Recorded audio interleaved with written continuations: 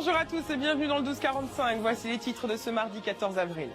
Les impôts locaux vont augmenter jusqu'à 30% de plus dans certaines communes. Une hausse que les maires expliquent par la baisse des dotations de l'État et la mauvaise gestion de leurs prédécesseurs. Je vous le disais en titre, l'explosion des impôts locaux. Ils devraient augmenter dans plusieurs villes cette année.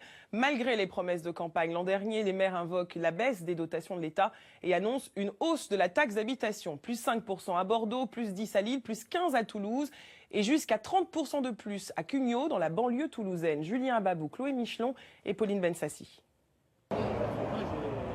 La douloureuse a été annoncée au début du mois. Les impôts locaux à Cugnaux augmenteront de 30% cette année.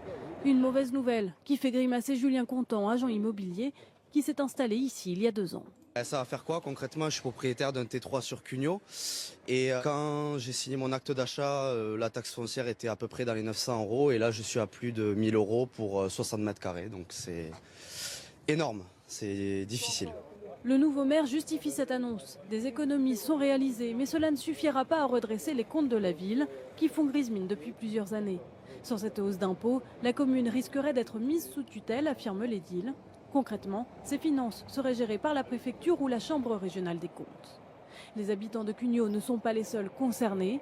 À 20 km de là, Toulouse verra sa taxe d'habitation et sa taxe foncière augmenter cette année, plus 15%.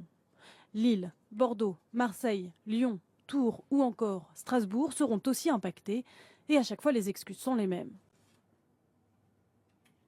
Premièrement, l'État diminue ses dotations. Cette année, c'est 3,7 milliards d'euros en moins.